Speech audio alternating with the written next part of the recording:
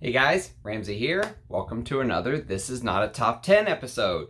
And I wanted to do this episode for a while, but unfortunately it's kind of like the This Is Not a Top 10 vanilla episode that I did where, there's just a bunch of stuff here. And so basically today we're going to focus on the note of clove. And so if you've ever smelled clove in real life, not just in a fragrance composition, but it basically has this spicy, maybe a little bit woody, but it's very unique. Many people can really pick out clove, and some people really like clove, and some people absolutely despise cloves. For me, it was a situation where I didn't necessarily hate cloves early on in my journey, but I wasn't the biggest fan. But as my nose matured and as I smelled more and more stuff, a so-so turned into a like, and then eventually a like turned into a love with some of these. So we are going to talk about compositions in my collection that use the note of clove, as usual. But before we do, I want to mention my air conditioner went out last night, and so it was hot as all get out in the Ramsey household. Actually, I'm going to turn the fan on because, give me 1 second. I'm going to grab a bottle of water and turn on the fan because it's still kind of hot. Okay, so by the way, I know I showed my Fiji water before. Today we're going with Core. Has anyone seen these? Look at this. Just on a side note, look at how much plastic is on this cap. Not sure what this is for. Maybe you're supposed to drink out of it. I don't know. Maybe it's for your dog or cat. Either way, I'm trying to stay hydrated because we got the AC fixed, but it's just now starting to cool down. Okay. So let's go through fragrances in my collection that have the note of clove. So let's start with decants as usual. And the first one that we're going to do is going to be a decant called Lapidus Parfum. Now, this, I have a surprise because I actually have a full bottle on the way. I've actually had a full bottle on the way for almost 2 months. And it's coming from Italy, and I'm about losing my patience. It was an Etsy purchase that was the fragrance shop in Italy was recommended to me. And this was sent to me by Jonathan. Thank you, Jonathan, by the way. And I smelled it. I fell in love with it. It's from 78. It has this beautiful masculine aldehydic coriander opening, which I love coriander in fragrances. And then it has this clove and spruce combination, which spruce is very rarely used. In fact, you will see spruce used in stuff like Les Indemodables, Oriental velours, which I would love a full bottle of. There's so few well-done spruce fragrances. Lapidus Parfum from 78 is one of them. And there's this dirty animalic castoreum in the base. Once I get a full bottle, I will review this and talk about it more. And then we're going to talk about a Roja that I have an early impression coming up on the channel very soon. It's called United Arab Emirates. Okay, so this is from the Gulf collection, United Arab Emirates. Look at these crappy little samples. I mean, for a brand that charges as much as Roja, they should be better than this. Hands down. And this is basically an Oriental floral with his usual touches. There's lots of jasmine from grass. There's lots of Cistus labdanum, May rose, the usual Roja floral with that Cistus labdanum base. But there is a note of clove in the heart that you definitely can smell, but it's not super prominent. You tend to get more frankincense and cypriol and stuff like that in the base. I wore it to bed once, but I will wear it as my scent of the day one day and do a full review. Another full review coming is a fragrance that Rich Mitch sent me last year. I haven't gotten around to doing an early impression on it, but I will very soon. This is called Andy Towers Lonesome Rider. And I love Lone Star Memories. It's probably one of my favorite. This is like a follow-up to Lone Star Memories that has this peppery clove opening with leather and castoreum and cypriol, and some of his classic Andy Tower, DNA, that ambergris that he uses so well. Who knows if it's real ambergris or if it's just his kind of house DNA, but it's beautiful. Lonesome Rider is apparently discontinued and very hard to get nowadays, unfortunately. And then we're going to talk about a fragrance that I did an early impression on probably within the last month. It's called Spirit of Dubai Majalis. And this is the one I really liked from the first collection, outside of just the regular oud that they do. And Majalis is basically a spicy Oriental. Obviously, it uses the note of clove in the base, in the heart, with saffron. And what really made this one stand out to me is this has this beautiful note of coffee. Okay, this Arabic coffee note, which I absolutely loved. It really took me back to being, I was born in the Middle East. And this has this honey with Arabic coffee, you know, some citruses in the top, like orange and bergamot and rose, Taif rose, frankincense. There's some fruity aspects to it. You know, imagine you're sitting in a great room at like a palace, you know, and they're bringing you, you know, things to snack on and stuff like that. There's oud, but it's that Arabic coffee note that really does it to me. But that spicy clove plays a part here. And, you know, I would never spend $715 retail on a bottle. But if a bottle ever came up for half price or less, maybe I would. We'll see. And then we're going to talk about a couple Areej Doré fragrances. One is called Atlantic Ambergris. And this is thanks to Rachel. You guys may not know this, but she sent me fragrances before the unboxing video yesterday. So Atlantic Ambergris, oh man, this is so good. Probably one of the top ambergris fragrances you can buy. Obviously, Russian Adam uses real ambergris. There's Irish white ambergris is what it's listed as, with cardamom and clove and nutmeg. And those three notes add this amazing spicy element to it. Look how dark the juice is, right? Nutmeg is probably the most prominent of the three spices, but it's mixed with stuff like pine and florals and orris and labdanum, apopanax, which is sweet myrrh, and this Irish white ambergris that is stunning. Probably one of my favorite ambergris fragrances of all time. You know, the other one would be Les Indemodables Ombre Supreme. I think Antoine Lee did a fantastic job with that one.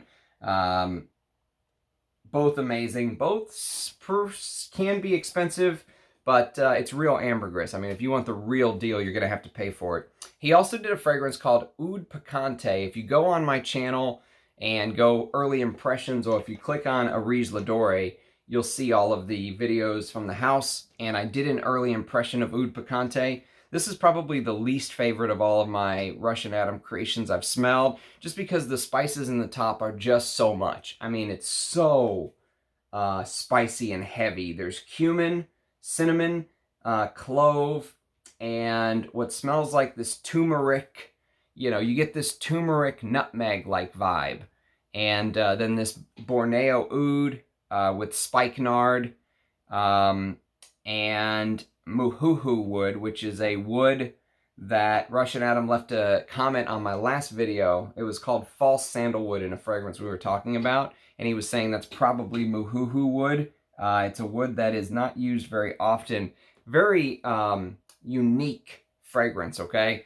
But of the Russian Adam fragrances that I've tried, I love so many, and I have some more coming. Spoiler, I found a new bottle that's going to be coming to the RAM. The seller wants to remain anonymous, so I won't say who, but I will say that I've got some new stuff coming. Surprise, surprise. And I did get a good deal on it. So all of a sudden, Russian Adam fragrances are like falling in my lap. I got War and Peace, and now a new one's coming. So there's others from the brand that I love so much that even though I think Oud Picante is a good fragrance, it's just too much. The spiciness is too much for me. And then, you know, if this was full bottle, this is full bottle worthy. Let me put it this way. This is Costume National Homme. Now, this is the Parfum from 2020, I believe. I told the guy I wanted the Parfum. He didn't write Parfum on here. He just wrote Costume, and he spelled it wrong. He spelled Costume National wrong. But it is, he put custom, but it is supposedly the Parfum from 2020. And I really like this flanker. Most of the Parfum flankers I think are shit, but this is a Dominique Ropion. He did the first one a decade or a decade and a half ago, whatever it was.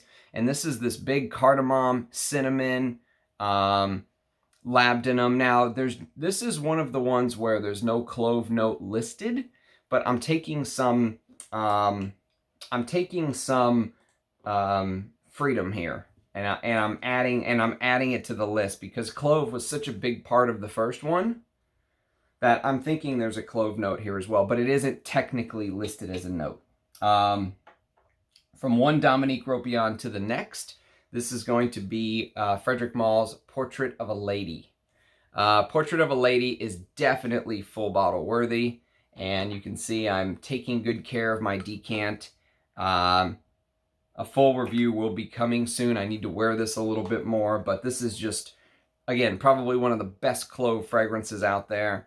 Clove, rose, and patchouli. Those are the three main notes. There's other important pieces like sandalwood, frankincense, benzoin, amber, musk, blackcurrant, but it's the clove, rose, and patchouli that does it for me. And of course, so many things played off of Portrait of a Lady. It was just one of the most influential fragrances of all time that came out in 2010. And then a fragrance that's shown as being released in 1950, but we know that's basically a lie if you've ever read the Ghost Perfumer book, which I'm working my way through slowly. And I've got a Creed. How about this? I've got a Creed card holding it, holding my place. How's that for a interesting anomaly? So Orange Spice is the fragrance. They say 1950. We know that's a lie. But basically what this is it smells like it came out in the early 80s. It may have been late 70s, early 80s. It has this clove, ambergris, orange. It's called Orange Spice. So it's basically orange and mandarin orange with that Creed bergamot, clove, and then that Creed-like base. But it has a little bit of Koros in there, just a little bit. It's not, this one, even though it smells like a Pierre Bourdon, is actually not a Pierre Bourdon. This is one of the gray caps. The gray caps used to be some of the best value for money you can buy. Acier Aluminum I actually did a full review of that fragrance on my channel. If you go look at something like Royal English Leather, I will do a full review on that very soon. Those gray cap EDTs, which are now all discontinued, were just some of the best value for money from Creed.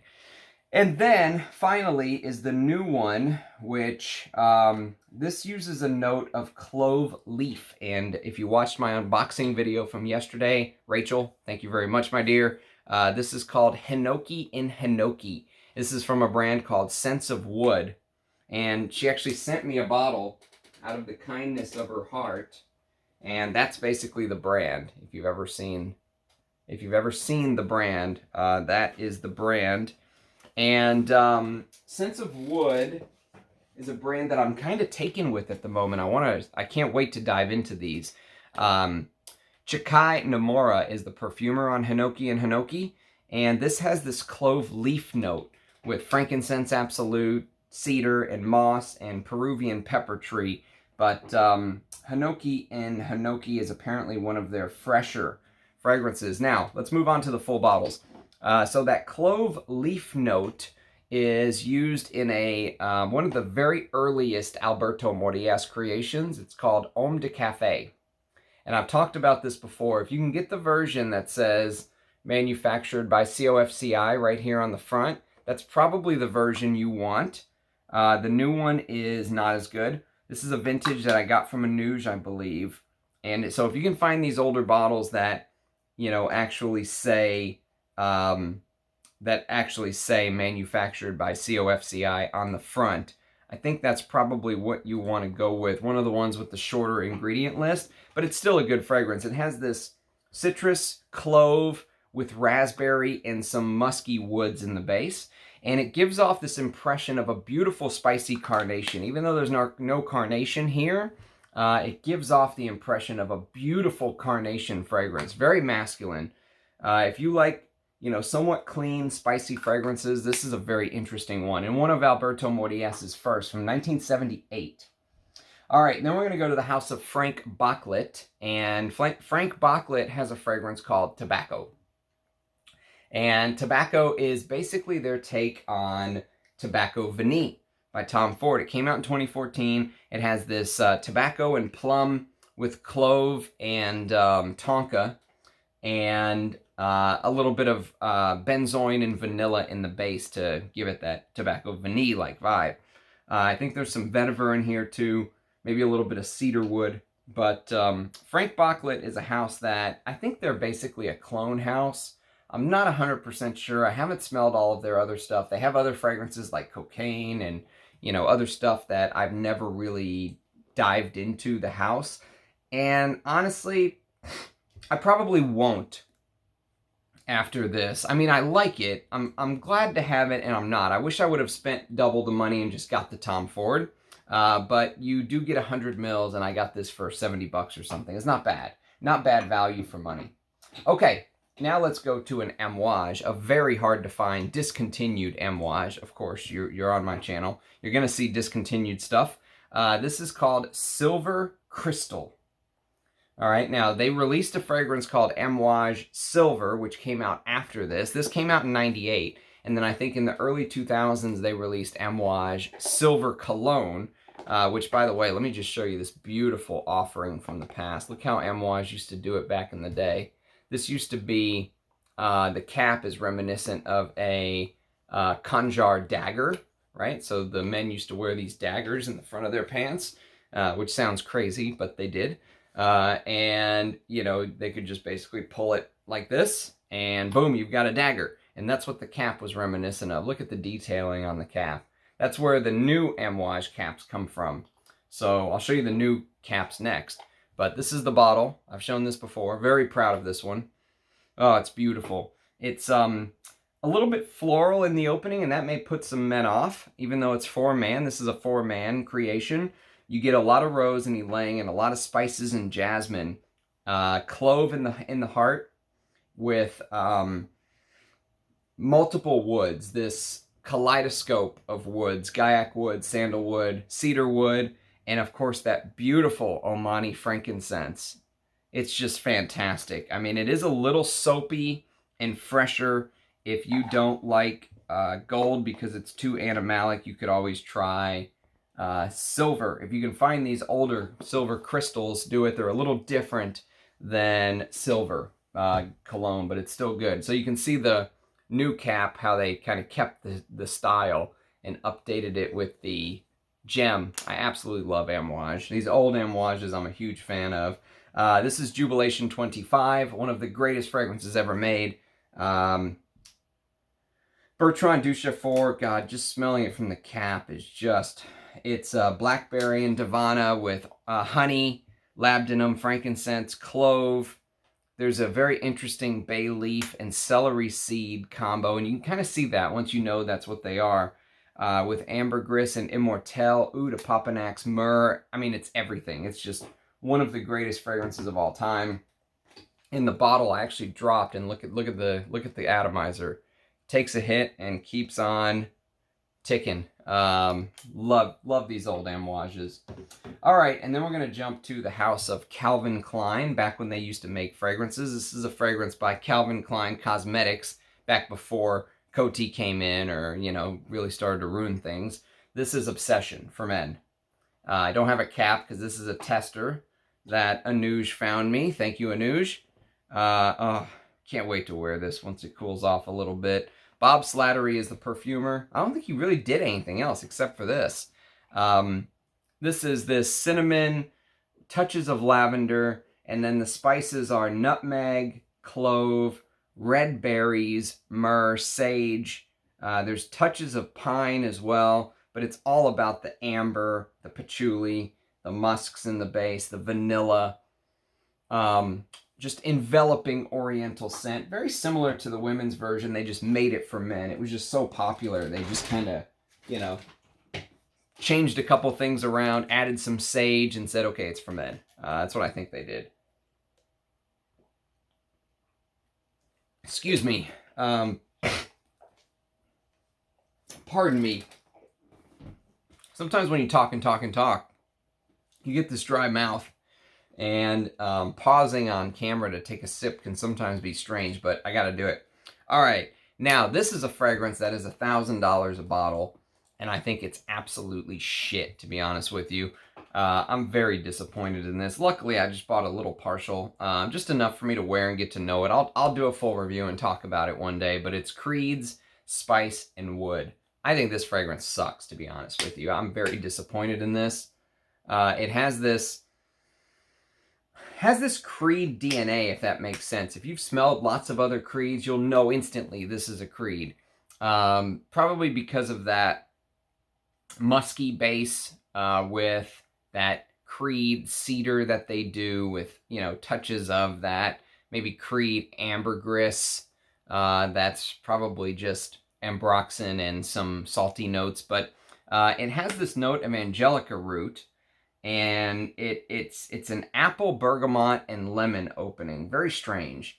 And then it goes to this clove, patchouli, birch, pimento, pink pepper, vetiver, oak moss, iris, musk, and cedar. So the spiciness never really comes full. It never really becomes super spicy because it's a Creed. It's supposed to be easy to wear anywhere, that kind of thing, right? All year round, that kind of thing.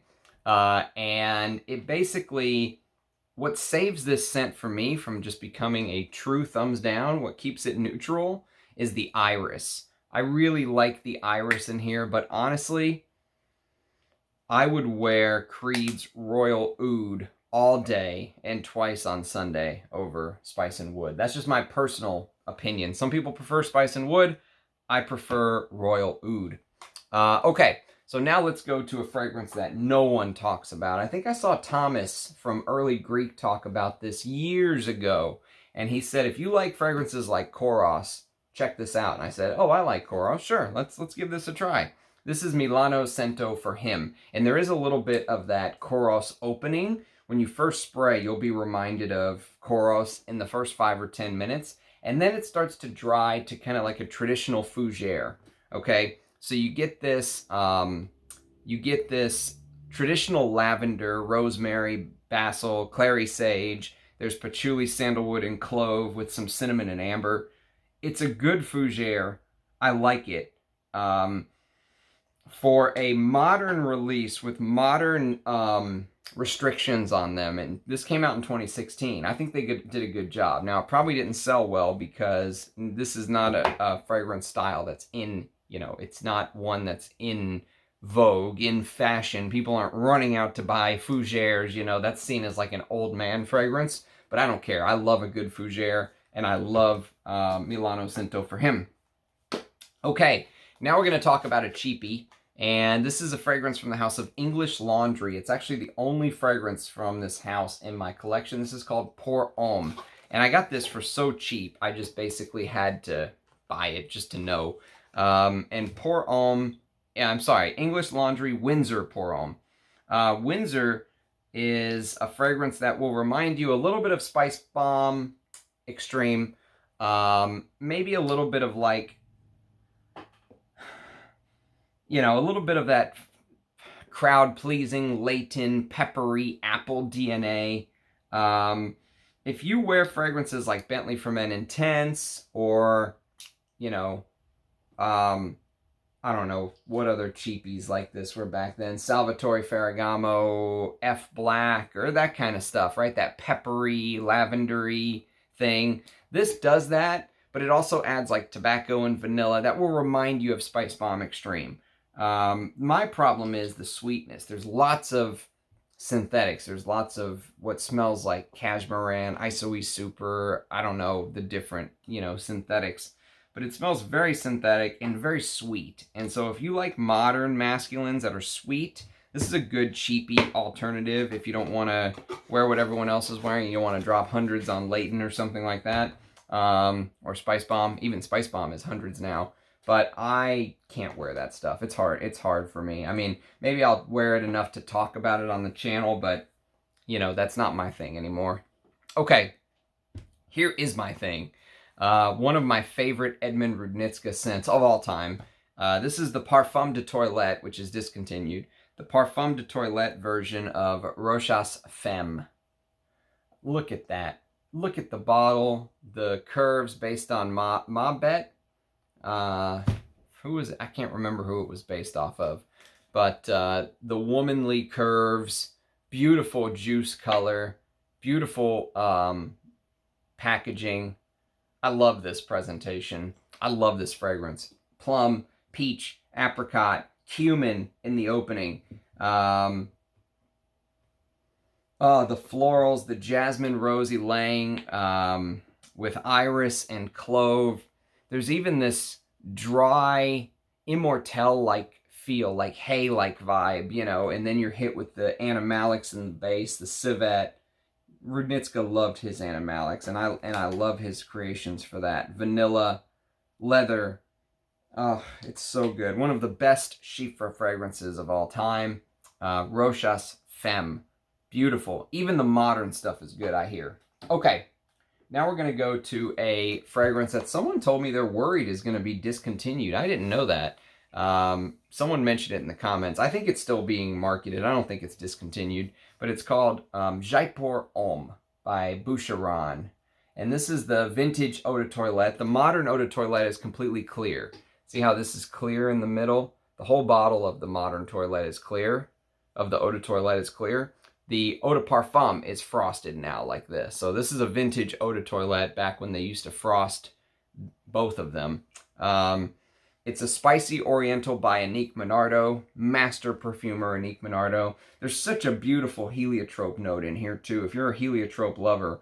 But somehow it manages to stay somewhat masculine because there's this spiciness from the clove and of course the spicy carnation and nutmeg. And there are some woods in the base. I think the woods are, do they say, or do they just say woods?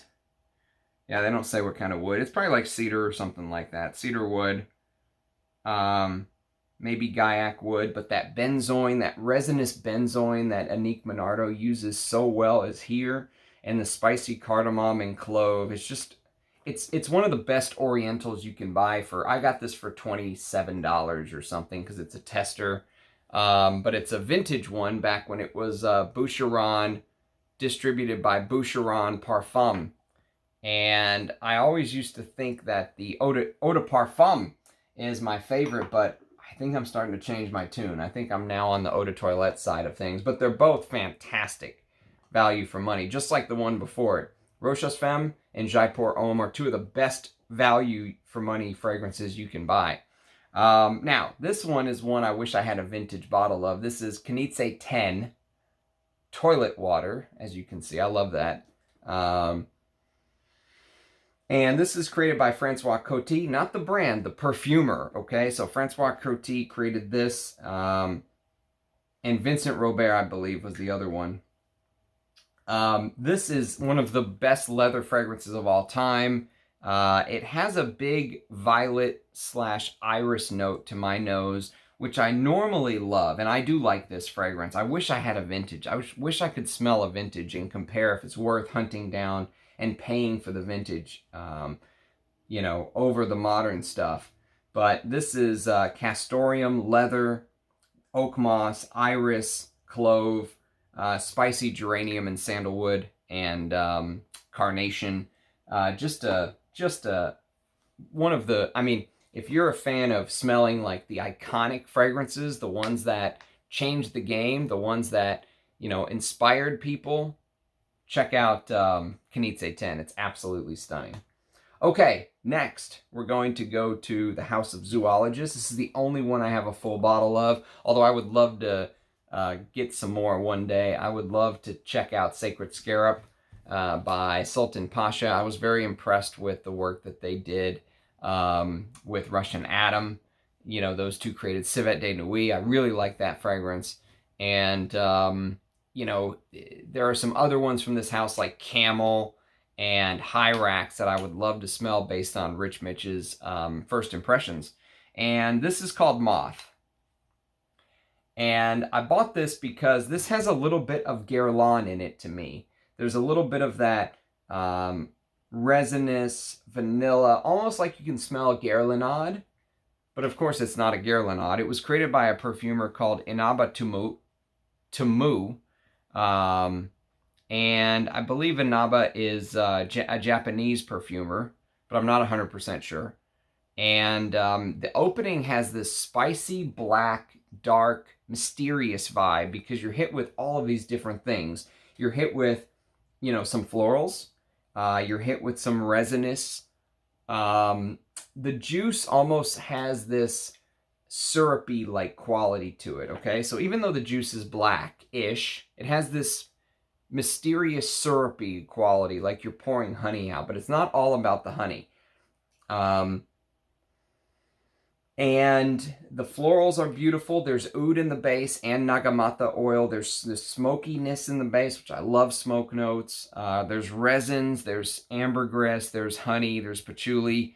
But it's that spicy saffron / clove and cumin that really add to this mysterious vibe, almost like a moth to the flame, you know, like you're flying blind. You actually are a moth flying blind, looking for the flame. It has some of that, you know, that seductive quality of the flame in the perfume from the smoke.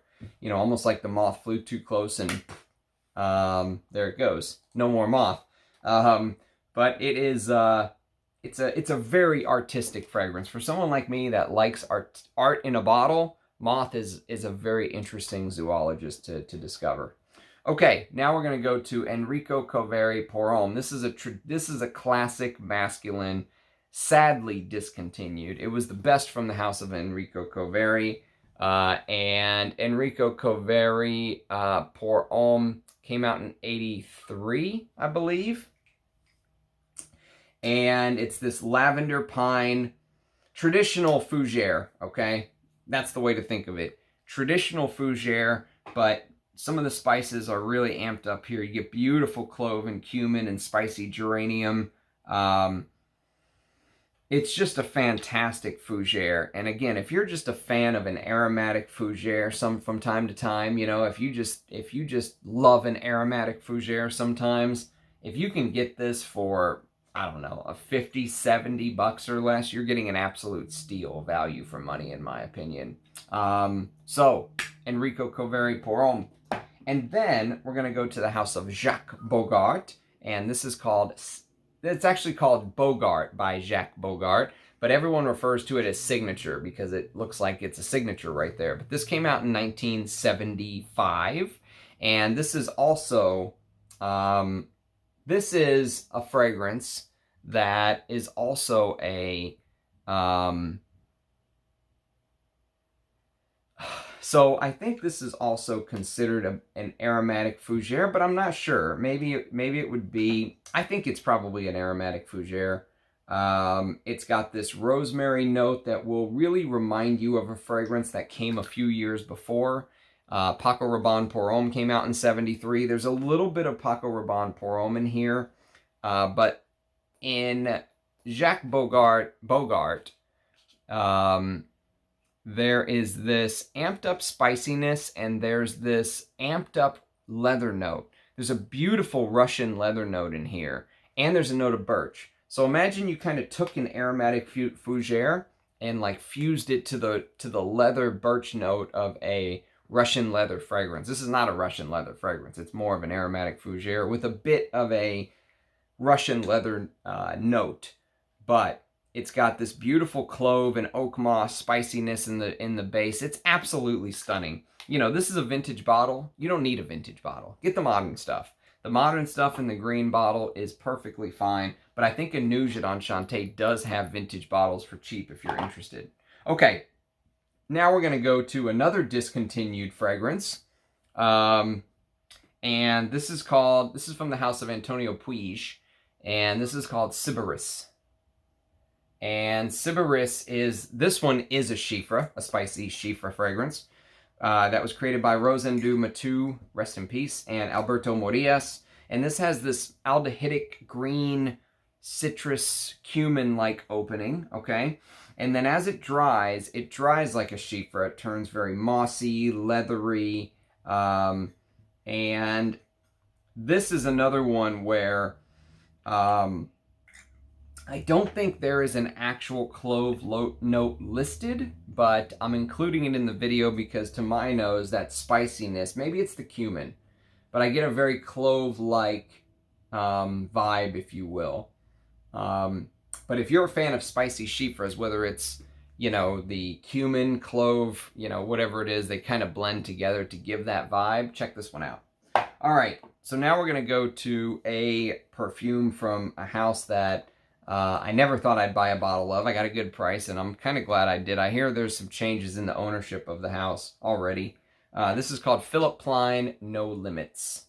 And I'm not 100% sure. This says Philipp Plein Parfums. The sheet that I'm reading says it's being marketed by Brands Beyond Beauty, which doesn't say that here. So I don't know if that's been changed over the... I bought this when it first came out in 2020. And this is a very strange fragrance. It's an Alberto Morillas. And it feels a little bit like if you took a fragrance like L'Instant de Guerlain, or if you took a fragrance like Nasomato Pardon, okay? You took Pardon with that patchouli and leatheriness in the base, and oud, that there's this dark chocolate vibe here. But he mixed it with these fresh aquatic notes in the top, okay? So you get this fresh, ginger, aquatic, peppery star anise, and then it goes into like you're wearing Pardon.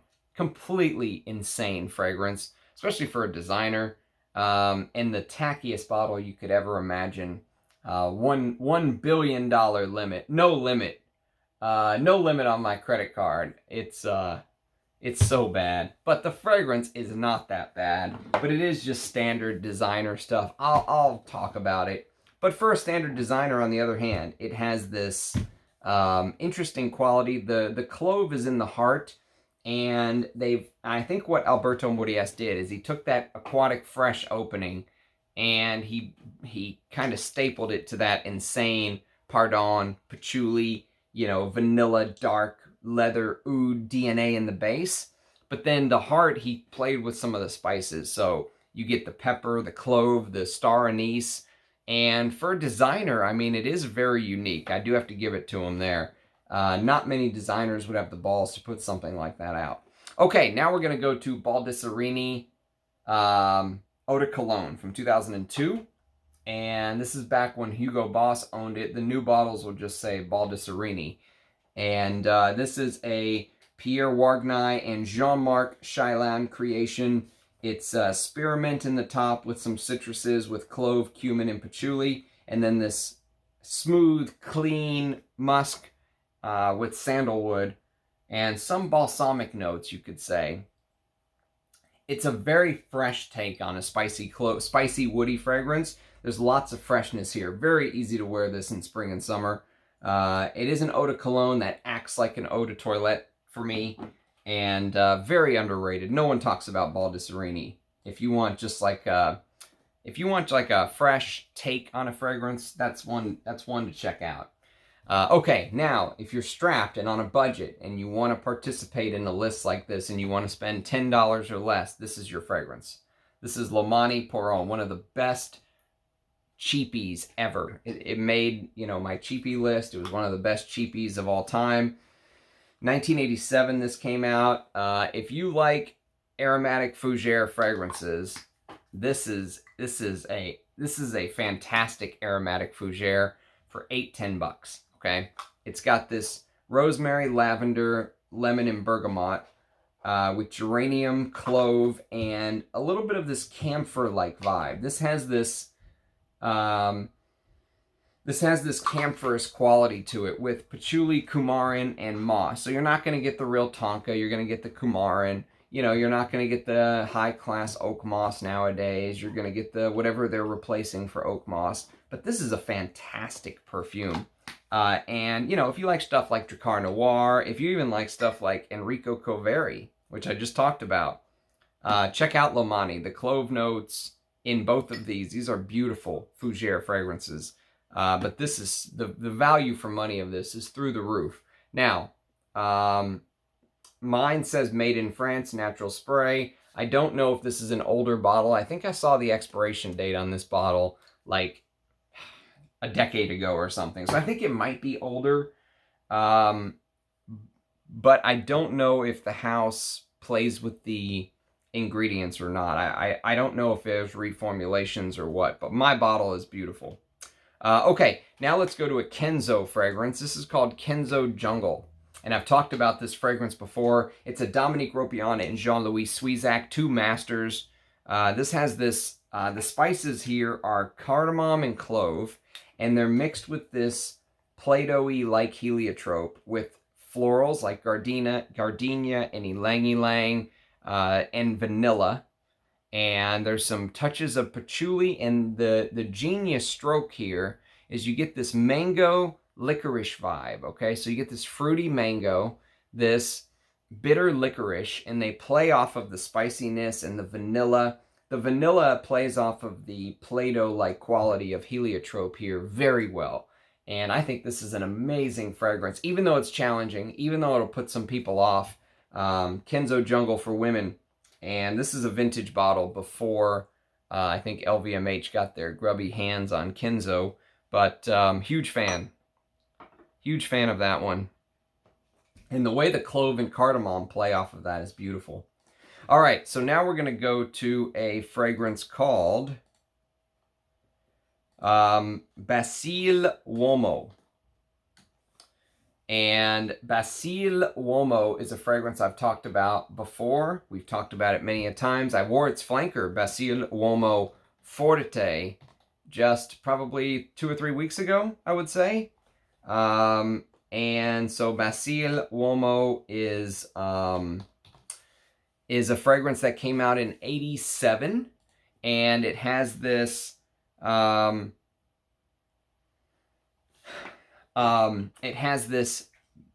traditional masculine 80s vibe to it. Lavender, basil, rosemary, thyme, clove, galbanum, blackcurrant, cinnamon, oak moss, leather, patchouli, sandalwood. This is supposed to be a Chylre fragrance, but it will kind of remind you, it's a little bit of it crosses both lines, right? If you watched my early impression of Ebene right there, Ebene de Balmain, JJ wrote in one of his base notes reviews that it starts off like a fougere and it ends like a Chylre. I feel very similar with Basil Uomo. This kind of crosses the lines, if you will. It has that Paco Rabanne vibe in the opening with the rosemary and lavender, but as it dries and you get more of the spicy fougere, Chylre-like vibe, the clove, the patchouli, the leather, the oak moss really comes through, sandalwood. It's beautiful. And I think this was a drugstore fragrance. I mean,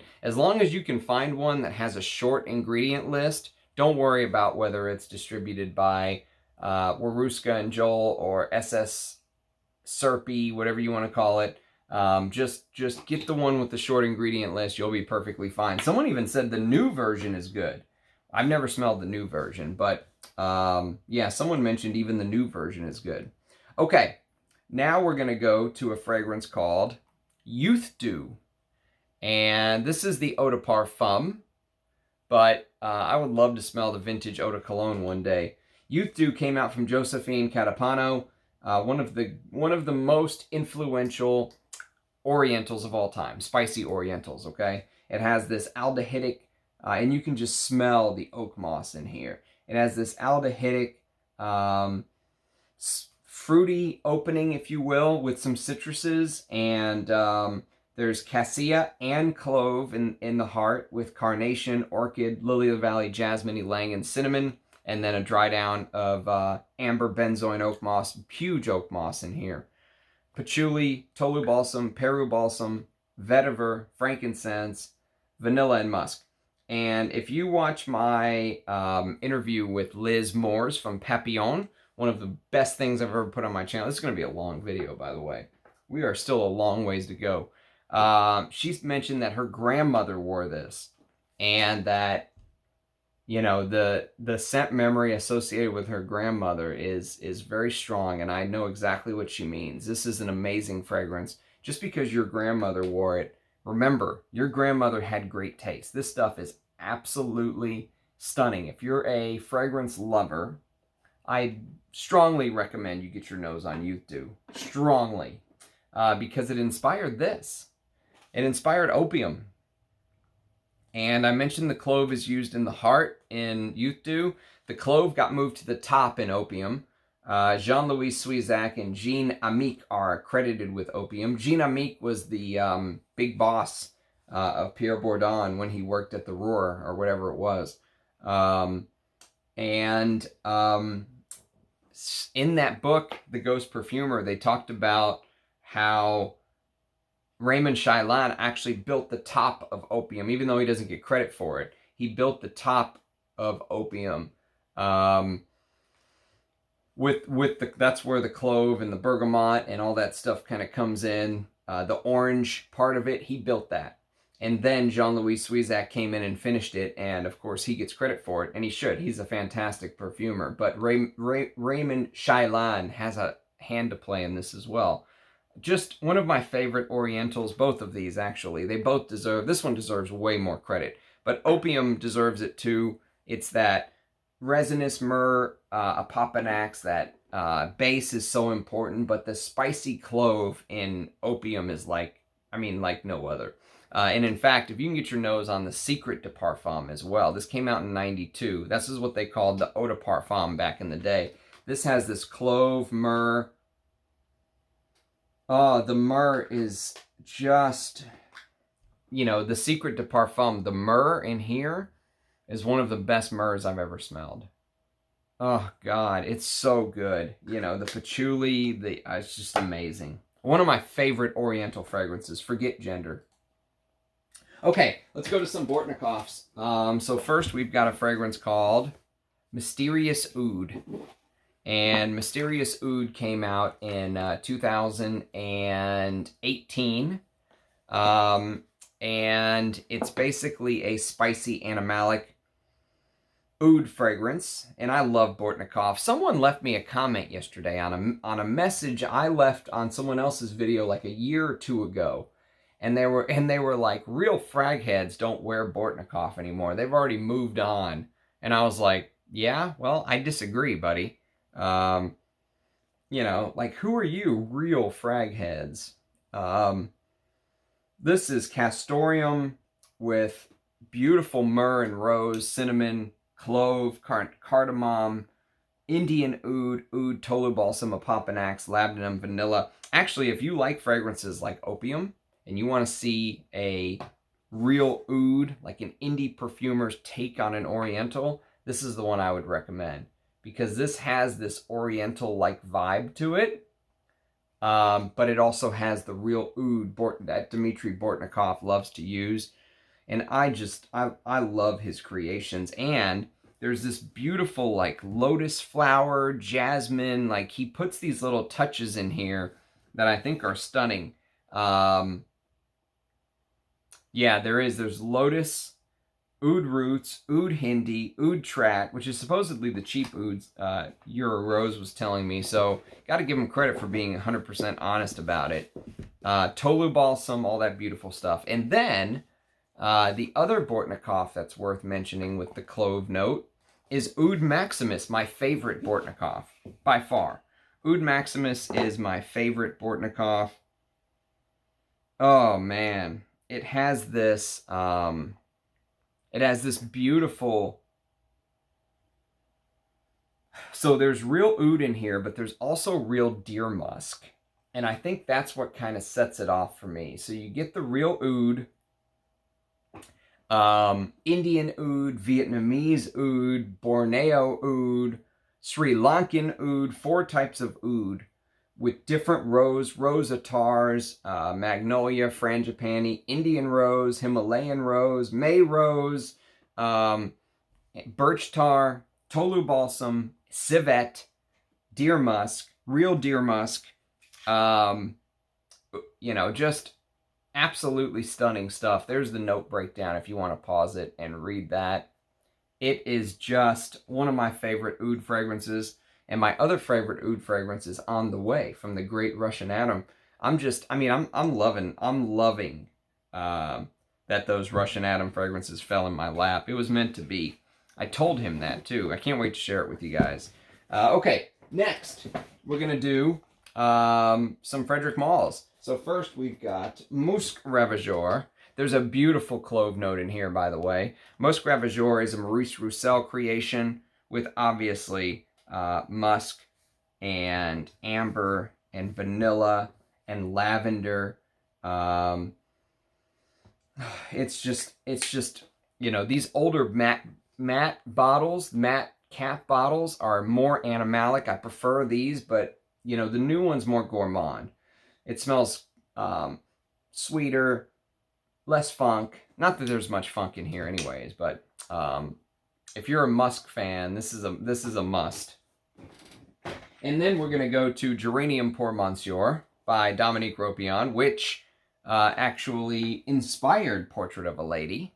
So Geranium pour Monsieur is a 2009 release that has this minty peppermint opening. Some people say it gives them like a toothpaste vibe, and that's why they don't like it. If you can get past that toothpaste vibe, the spices are where I really start to enjoy this fragrance. The clove, the cinnamon, and then the dry down, styrax, sandalwood, frankincense, white musk, and you'll kind of feel where Portrait of a Lady was kind of drawn from if you can get to the dry down. If you can't, in that, mint really throws you off. I understand why you say that, because the mint, it's real heavy. It's like mint and peppermint. And then probably my favorite Dominique Ropion Frederick Mall creation is Promise.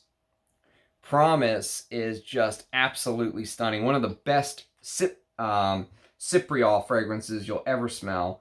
It's cypriol, labdanum, castoreum, patchouli, Bulgarian rose, Turkish rose absolute, clove, and that lovely apple note in the opening. One of the best apple notes, one of the best cypriol notes, one of the best desert gems, if you ask me. And Promise is an absolute beast. And you know, these thinner labels are the older ones. The newer, I don't have a bottle to show you, but the newer desert gems, like if you buy the Moon, you'll see the label is fatter. It takes the hole so they could put more on there. So I don't know if this has been reformulated or what, but I'm glad to have an older bottle. Frederick Mall's Promise. Jesus. Okay. Next, we're going to go to the House of Aramis. And this is Aramis from 1964. One of the best masculines ever. Spicy, leathery, artemisia, clover, thyme, clove, orris root, cardamom, oak moss, castoreum, leather, patchouli. It's just amazing. If you love masculine fragrances, this is a must. And if you can get the older ones that say cologne, do it. Trust me. Someone told me they just found a bottle like this for $19. They're out there, you know. And if you have to decant it and spray it, so what? It's totally worth it. And I absolutely love Aramis. I have a backup bottle of this too. Okay. Then we're going to go to the 1980s, so we're jumping from the 60s to the 80s. This is Aramis JHL. This is what the vintage bottle looks like, by the way. I love this bottle. It's so classy. It's so simple, but it just has its own touch to it. I loved how they used to make the own bottle for each fragrance back in the day. Spicy Oriental for Joseph Henry Lauder, pimento, cinnamon, clove, balsam firs, labdanum, patchouli, vanilla. If you like fragrances like this, or if you like fragrances like this, you will absolutely love JHL. I'm so glad I have a bottle. It is, I think it's officially discontinued, which is a shame.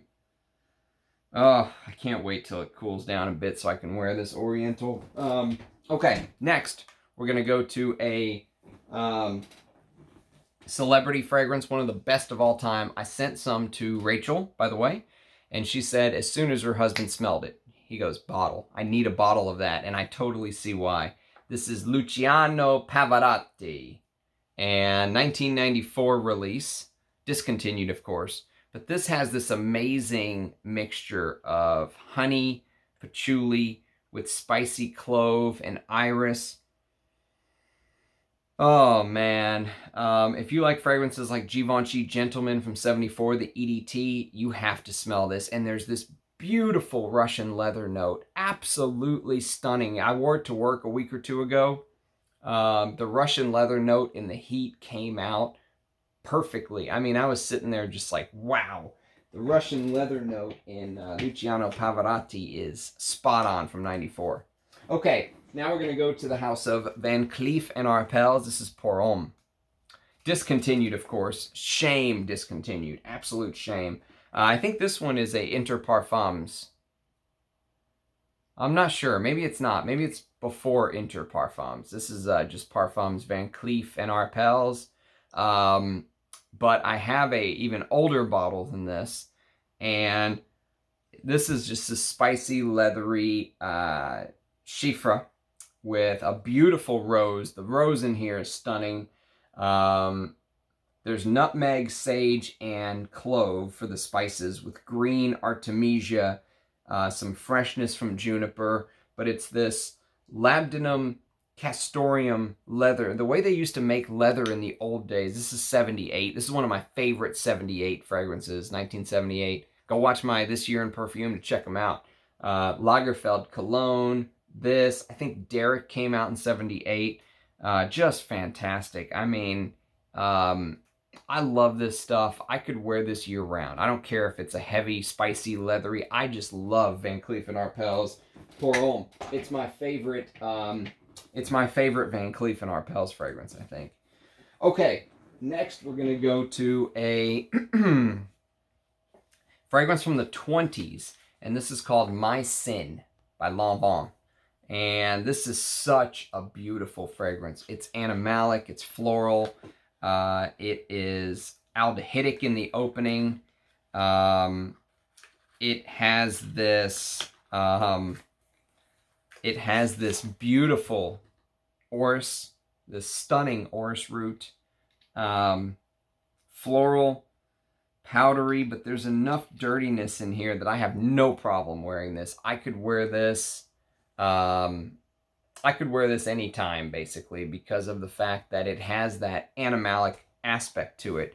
And there is civet in the base, but there's also some resin, styrax, tolu balsam, vanilla. There's lilac. The clove keeps kind of the heart from being too florally. It adds that spiciness to it. I can't believe I found a bottle like this, you know, in this condition. I am stoked. And then we're going to go to a fragrance that I really wish that I had a backup bottle of. This is one I wish I had a backup bottle of. I wish I had a vintage too before the reformulation, but I think it's still good. I think if you can find a bottle of it, just get it. Forget reformulation. I would say just buy it. But I've seen bottles now going for crazy money. This is Dior's Leather Oud. And what I mean by that is the old Christian Dior bottles had the C and the D separate. This is a new one where they're put together, kind of like Chanel. But I don't care. I still love this fragrance. It's this beeswax, birch, leather, clove, and oud with dirty civet is basically what it is. There's other stuff. There's some spicy cardamom and patchouli and vetiver sandalwood, but it's mostly the beeswax, birch, oud, clove, and leather. Oh man, I love this fragrance, and it lasts forever. Some people say there's a sand note because Fragrantica says that. I don't get a sand note. I don't know what they're talking about, but it is listed as a note in Fragrantica. Okay, next is going to be Givenchy Satis de Givenchy. This is the vintage box. You can tell by the short ingredient list right now. And this is a Dominique Ropion. This is a fantastic floral Chylre fragrance. It's everything. You know, it's 1984. And, I mean, look at the bottle. Look at the presentation of the old bottles. I absolutely love these presentations. And the smell. I mean, oh, God. The iris, the galbanum, the honey, the clove, the castoreum, the civet. There's even this, they say there's like this bay rum note, although I haven't got it yet, but it really does feel like a banquet, like a bouquet of notes. Beautiful Brazilian rosewood. Even though this is marketed for women, I would wear this no problem because it's so beautiful, stunningly beautiful. And I've never smelled the new juice though. It is, I think it's still available, but I think LVMH might have killed the reform. Okay, vintage Carolina Herrera for men. Now this is a fresh spicy fragrance, okay? So Carolina Herrera for men has this fresh spiciness with lavender, clove, pepper leaf, rosemary, amber, sandalwood, and tobacco. Don't let the tobacco fool you. Yes, there's tobacco in here, but it's done kind of in the same way as Dolce & Gabbana Pour Homme. Okay, so if you know the way the tobacco is done with that fresh Italian style, you know, it stays very fresh even though there's tobacco. I usually wear Dolce & Gabbana Pour Homme in the summer. Ditto for Carolina Herrera for men. This is a 91 release, spicy, woody, right before kind of the aquatic wave came and washed everything away. And then we're going to go with one of my favorite leathers of all time. Literally one of my favorite leathers. One of the most underrated leather fragrances of all time. This is Etro Goma. I raved and ranted to Rich about this when I wore this. I can't wait to wear it again this year. It is animalic, citrusy, leathery. There's rose, there's artemisia, there's ylang ylang and jasmine. But it's this clove, caraway, birch combo. Oh man. I actually like this better than the current version of this. One of the greatest leathers of all time. I prefer this. Maybe if I smelled the vintage, I would like this more, but for me, I mean, this is it. This is leather in a bottle. Absolutely leather in a bottle for me is Etro Goma. I love the way it smells. And the clove does play a big part here. It's not the peak note, but it plays a big part. And then we've got, finally, we've got Clive Christian C for Men in the beautiful presentation with the silk and the little pillow. Ooh. And the ostrich box. What did Rich say? Ostrich box, me lord. Yes, it is the ostrich box. And completely ridiculous. But the fragrance is amazing. Look at the dent I've put in this bottle. That's my dent. Oh, leathery, spicy. If you like fragrances like Tuscan leather, this is it. This is elemi, tea, cloves, raspberry, orris, cinnamon, saffron, leather, tobacco, frankincense. It's just, I love wearing this stuff. It's amazing. It's like a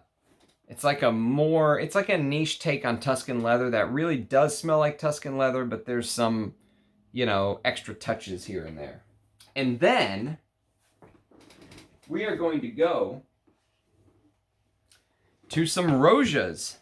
So we've got Reckless Pour Homme, and this is the Eau de Parfum that's discontinued. And I actually did a review on this one, so if you would like, go check it out. I'm not the biggest fan of this fragrance, to be honest with you. I think I prefer Clive Christian's X for Men. It's in the same ballpark, but this has this Artemisia, bay leaf, cistus, cistus labdanum, of course, and jasmine from grass and May rose, the Roja DNA. But they've made it into this peppery cardamom, clove, oak moss, iris, styrax. It's probably one of the weakest Roja offerings for me because, number one, because I have a full bottle of X and I like it better.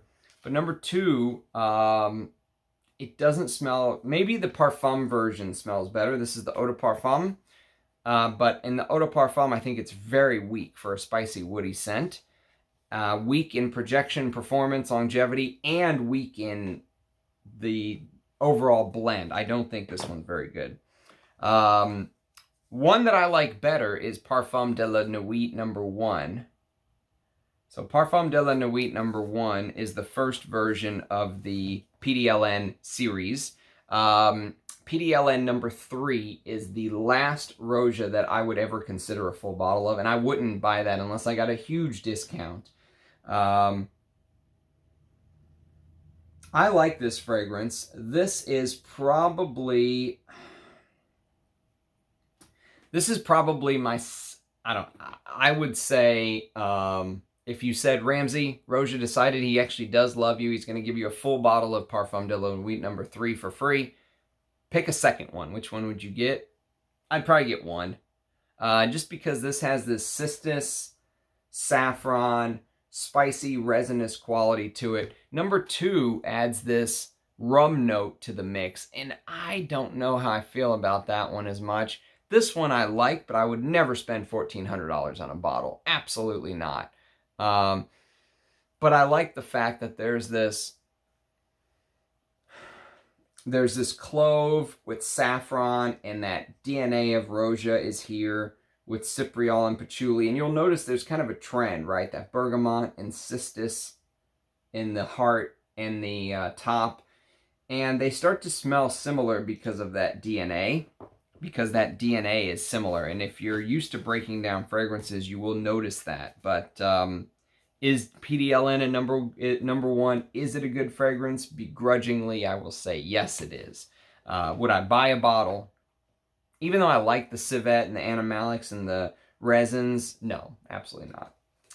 But at a couple $100, yes, for sure. $1,400? No way, no way. Okay, next is going to be Kingdom of Saudi Arabia, and this is discontinued. This is another one where I can say I like the fragrance. I would not buy a bottle. It's kind of like a fruity Oriental Chylre, if you will, which doesn't make sense, but it is. If you smelled it, you'll know what I'm talking about. It has this fruity aspect, which they list all kind of crazy fruits. There's banana, plum, raspberry, strawberry, apple, blackcurrant, violet leaf, clove, saffron, oud, cotton candy, cacao, all this crazy stuff. But it's, in a nutshell, it's a fruity Oriental Chylre type fragrance, if that makes sense. But it's, I mean, it's good, but it's not bottle worthy for me, unfortunately. It's if you wanted to wear Roja in the heat, I think this one would work very well because of like the fruity qualities, but it is discontinued. Okay, and then another one is going to be Chylre Extraordinare. Now, Chylre Extraordinare is the one from the very expensive line, one of the couple from the very expensive line that I'm not a big fan of, the purple cap ones, if you will. The other one's Majestic Oud. We'll be talking about that very soon on my channel because I have a full review coming on that. I've been working on that full review, and because I've worn that fragrance now like 4 or 5 times in the last couple months. And Chylre Extraordinaire kind of falls into that same category. There's something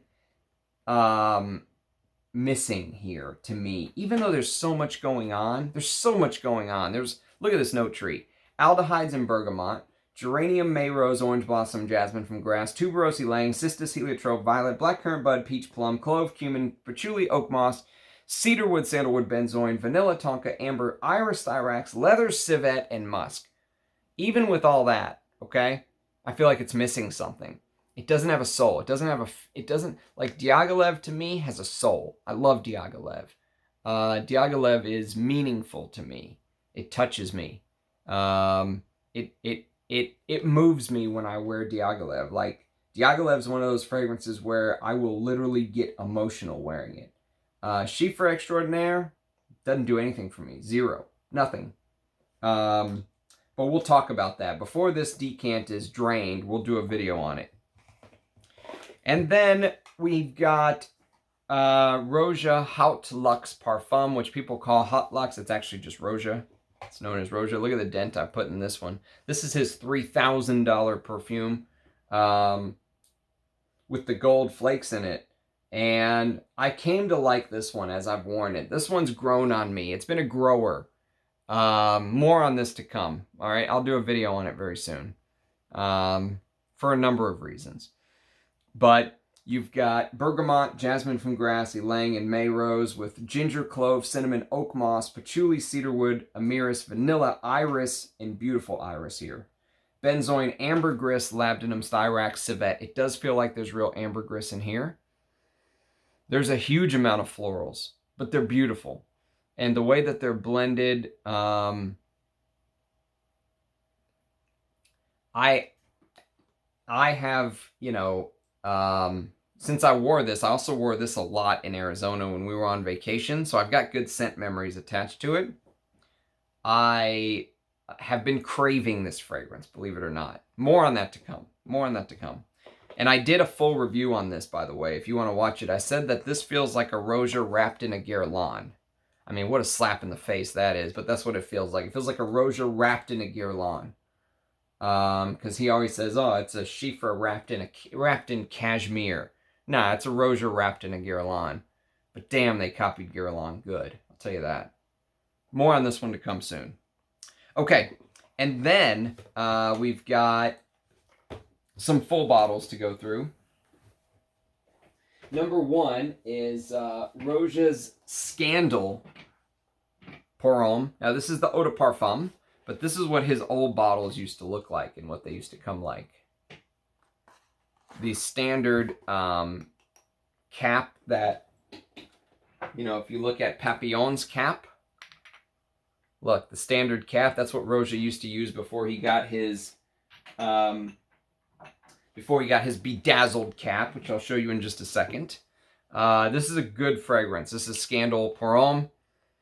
If you want a modern take on a classic spicy fougere, this is beautiful because it uses that Roja DNA, but it creates this very wearable fragrance, especially in the Texas heat for me. Lavender. There's a little bit of mint. There's spearmint and tarragon and the usual jasmine from grass, lily of the valley, May rose, violet, the usual Roja heart. But there's this coumarin fougere DNA in the base, you know, mossy, rhubarb, ambergris. This came out in 2011. Interestingly enough, the same year that I think he and Rodrigo Flores Roux worked on Fougere Royale, the modern version of Fougere Royale, which I have a decant of, and I will be talking about that fragrance very soon. Good fragrance, but I've smelled all of the iterations. I have small little Lucky Scent vials of the Parfum and of the cologne. They made a cologne version of this, and it's shit. It's probably the worst one of all the colognes.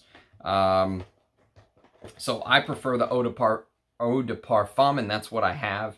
And once this is gone, I will not be replacing it. No. If the question is, Ramsey, are you going to buy another bottle of Scandal? No. The clove and the cardamom and the spiciness is in the base here, but it's very well done. And then this is an example of his new presentation with the cap, the bedazzled cap, the bling bling. This is Danger. And Danger is basically Guerlain's heritage. Again, copied Guerlain. I love this DNA, though. And I quite frankly love what he did here because he took Guerlain's heritage and he made it more animalic, more cumin, more ambergris, more stuff like that. The clove is again in the base. He likes putting his clove in the base. And there's a rhubarb note here as well. This came out a year after Scandal. 2012. I love this DNA, man. I just, you know, that's why I'm so torn on the House of Roja. So torn. And then finally, the big boy box. Dun, dun, dun. Great Britain. The purple cap. The only purple cap that I have in my collection for now. The bling bling purple cap, because that matters. But the juice inside is absolutely stunning. Great Britain. Oh man, it's this. If you've ever smelled Queer Canage by Dior, this is better than Queer Canage. It has this lovely like violet, like purple feel to me. The cap is perfect for this one. because it has this iris note that mixes with the leather, that mixes with the carrot seed, that mixes with the resins, the spiciness from the clove, the green patchouli and sage, and it's just fantastic. I was just seeing if the cap would hold it. Barely hold it. They should have done a better job securing these caps. But whatever. The perfume is stunning. And the presentation is stunning too, to be quite honest. It's ridiculous. Lacquered box, my lord. Lacquered box. But it is quite good. Okay. Next, we've got Moschino's Toy Boy.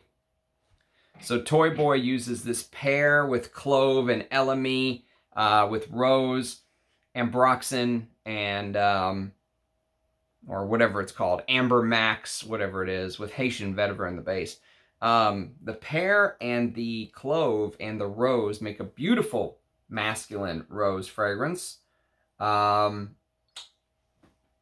about the ugly bottle. Just go for the juice. Trust me, if you get a good deal on this, this is a great fragrance. And who's it being marketed by? Euro Italia.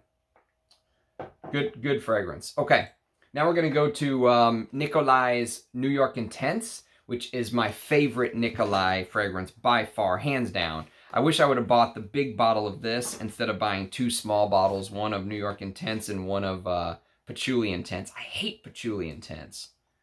New York Intense is amazing, though. It's got this classic spicy citrus vibe. If you like fragrances like Chanel's Pour Monsieur. This has this lemon, petitgrain, clove, chamomile, black pepper, lavender, but it's that base, that shape-shifting base. It's got oak moss, frankincense, patchouli, vanilla. It's got almost like a Guerlain base, you know. Almost like she tried to take a book out of Roja's page and copy Guerlain's Guerlainade. But the way that it changes and moves, and it's got this civet-like smell in the base, it's beautiful. Beautiful fragrance for summer for me. Lovely in the office, too. Okay, now we're going to go to one that no one talks about, and this is the Eau de Toilette, which I think is discontinued now. I think they only do Eau de Parfums. This is Bois 1920 Vetiver Ambrato. Vetiver Ambrato uses clove, artemisia, geranium, lavender with amber, labdanum, benzoin, tobacco, galbanum, and vanilla, and some musks. It reminds you a little bit of like a niche Shalimar because of the way the vanilla is done, but there's this beautiful vetiver green like vibe to it as well. It's just a stunning niche fragrance. No one talks about this. This is absolutely beautiful. Bois 1920 is a underrated house. I don't like what they did with the Eau de Toilette to Eau de Parfum conversion, and they botched it the way they did it. So I probably won't buy any more. But if you find these old Eau de Toilettes at a good price, snag it. If you're into niche juice, you want something different, this is woody, spicy. The clove and artemisia at the top is beautiful with that resinous benzoin, tobacco, vanilla thing going on. It's just stunning. Okay, now we're going to do a Jean-Claude Elena, and this is Hermès Equipage Geranium. Sorry, Equipage Geranium, which is a flanker of Equipage. This is basically, we're starting to get into the ones that are really clove important, okay? So these are very clove dominant, these last five, to me, to my nose. This is clove, sandalwood, and geranium. That's it. The geranium smells spicy and rosy. The clove is very prominent, but it's that sandalwood that, again, that hurricane-like blend of sandalwood that, I don't know how he's done this, honestly. I mean, I think this is, you know, I'm not going to say the word masterpiece, but I think this is a fantastic fragrance. And this and Bel Ami Vetiver are two of the best flankers I own. I mean, they're just amazing. Okay, now we're going to go on to a Serge Lutens. This is called Féminité du Bois. And this is the great Christopher Sheldrake, Pierre Bourdon, spicy, woody, clove, honey, plum, cedar. Those are the big notes with some rose and vanilla. But clove, honey, plum, and cedar. Oh, I mean, you can almost see it. It almost looks like a clove water with cedar like color, right? And I love these old Serge Lutens bottles. Pissed off they changed the bottles, honestly. Okay, now we're gonna do one that doesn't have a clove note, but listed. But to my nose, has a huge clove, okay? And it's called Pierre Cardin Enigma. I've shown this before. It looks like a fencing mask, okay? 1992, discontinued. It's lavender, coriander, fern-like smell, cinnamon, rose, amber, benzoin, oak moss, labdanum, patchouli, vanilla, tonka, cedar. Huge clove note in this. Maybe even the dominant note, but it's not listed. But I'm still including it because I'm going off of my nose here. So 3 left. The top 3 are the big 3 cloves, okay? We've got Giacomo di Giacomo with the blue writing. Make sure you get the one with the blue writing. The new one sucks, all right? The one that was issued a decade ago, whatever they want to call it, 2011 version, 2010 version is shit. Spicy, smoky, clove, galbanum, caraway, rosewood, lavender, cinnamon, oak moss, and patchouli. I love this fragrance. This is a total winner. I need to wear this soon as my scent of the day. But I'm a huge fan of this one, and this is heavy on the cloves. These two kind of share a little similarity to each other to me. But I'll talk about this and review it very soon. And then the last two big cloves. We've got Caron's Le Troisième Homme, or the Third Man. This is a vintage bottle. This is what they used to look like before they went to the modern bottle. As you can see, the Caron and Le Troisième Homme. Whoops. How about I show you the right way? Le Troisième Homme. There you go. Spicy green. I think this is a Akiko Kamai creation. Mandarin orange, lemon, bergamot, clove, coriander, lavender, oak moss, and vetiver. I mean, I love this stuff. You know, I absolutely love this stuff. Super underrated. Caron as a house, just in general, but this juice in particular. This and Yatagan are my 2 favorites. Just amazing stuff. And then finally, my favorite. Do you know what it is? Can you guess what it is? Are you seeing it missing from up here? It is Amouage Bracken Man. I think, well, it must have been in the thumbnail, so of course you knew what it was.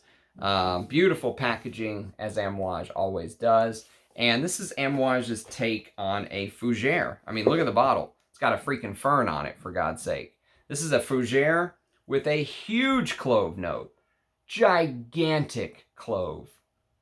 Slap you in the face clove. With cypress, which is another underused note. Geranium, sandalwood, cedarwood, patchouli, and musk. One of my favorite fougeres to wear, honestly. If you wanted to wear something like to work, that's different, but that's clean and fresh. I love Bracken Man. And if you want to wear an Amouage that doesn't smell like Fate Man or Mitz Man or Interlude Man, you want to wear something a little different, this is the one. This is the Amouage. This is the Amouage that you will begin to fall in love with the house, and then you can go to those other ones, those resinous, heavy ones. Man, Bracken Man, what an amazing fougere. Okay, so there we have it. Not ranked, but that's my clove list. Almost an hour and a half. That took forever. Thanks for watching, everybody. I'd love to hear your favorite clove fragrances. Leave them in the comments. Thank you for the likes, the subscriptions, the support. Love seeing your faces in the comments. Love the interaction. I've got lots of awesome stuff coming up for you soon. So cheers, guys. Try to see you again tomorrow with another video. Bye now.